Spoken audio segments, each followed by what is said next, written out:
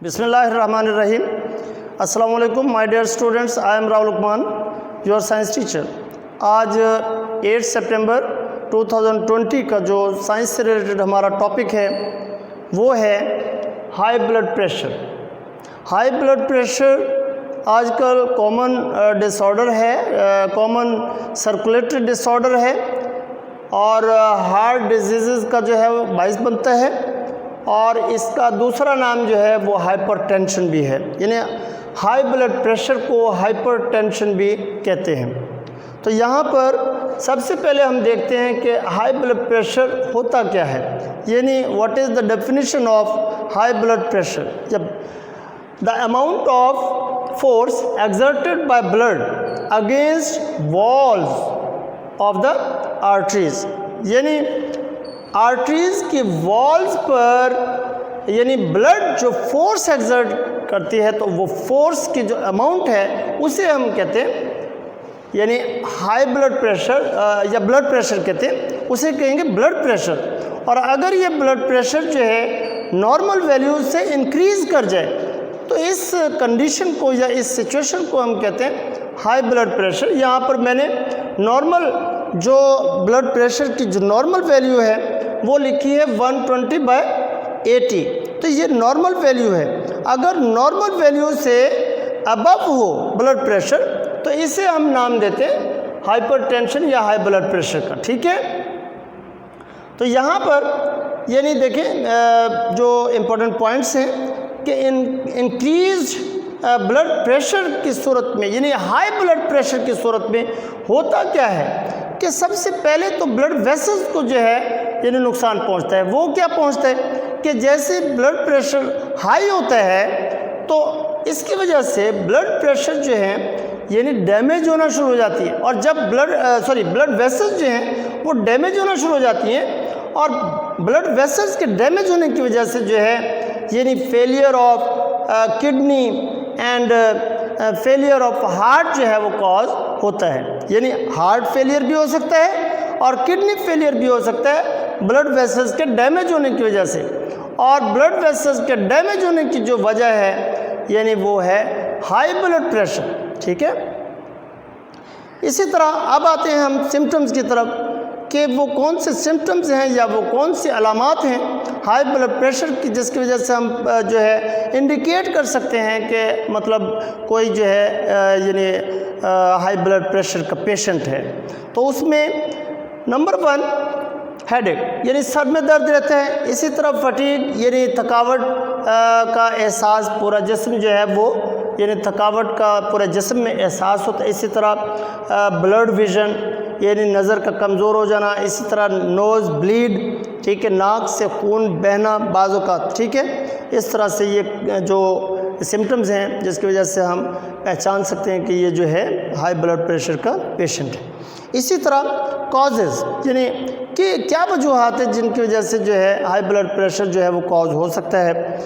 इसमें सबसे पहले फूड्स हाई इन फैट कि ज़्यादा फैटी यानी फूड्स के इस्तेमाल से जो है क्या होता है कि ब्लड वेसल्स जो हैं वो वहाँ पर फैट जो है वो डिपॉजिट होना शुरू हो जाता है और इसी तरह फिर वो मतलब चूँकि आर्टरीज जो हैं वो नैरो हो जाती हैं तो ऑटोमेटिकली जो है ब्लड को जो है वो एक हाई प्रेशर के साथ जो है वो गुजरना पड़ता है। इस सिचुएशन को हम हाई ब्लड प्रेशर कहते हैं।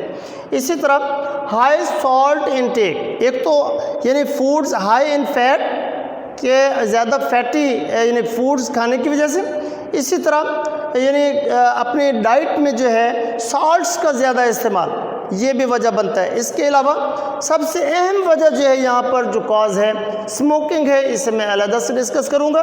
इसके अलावा ओबेसिटी है, तो कोलेस्ट्रॉल के बढ़ने की वजह से जो है ओबेसिटी कॉज होती है और ओबेसिटी जो है आपको पता है कि मोटापा जो है बहुत सी जो सर्कुलेटरी डिसऑर्डर्स हैं उनका बायस बनता है।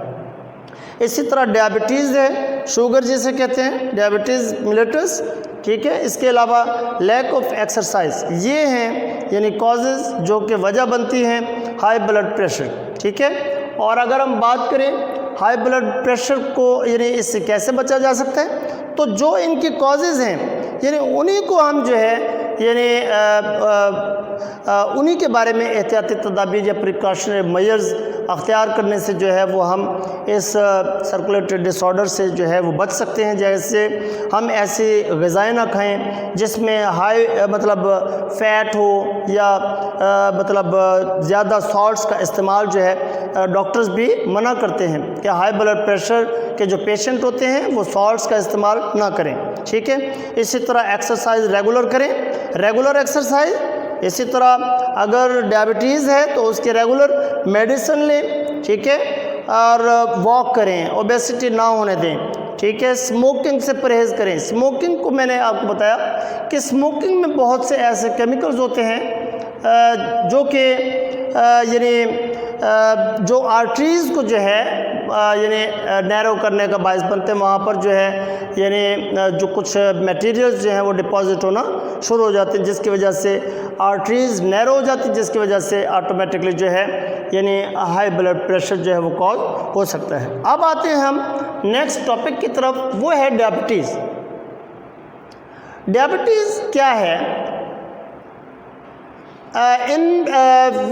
Diabetes is a condition in which person has high blood sugar, यानी ब्लड शुगर लेवल जो है नॉर्मल से ज़्यादा हो तो हम इस सिचुएशन को जो है वो डायबिटीज़ के मानों में लेते हैं। Because body does not produce insulin के उस सूरत में, यानी जो हमारा पेंक्रियाज है चूँकि यानी इंसुलिन तैयार करता है, अगर हमारा जो पेंक्रियाज है वो मुनासिब मकदार में इंसुलिन तैयार नहीं कर रहा तो उस सूरत में जो है वो ब्लड के अंदर शुगर लेवल जो है वो इंक्रीज़ होता है, ठीक है। नॉर्मल से इंक्रीज़ होने की सूरत में डायबिटीज़ कॉज होती है।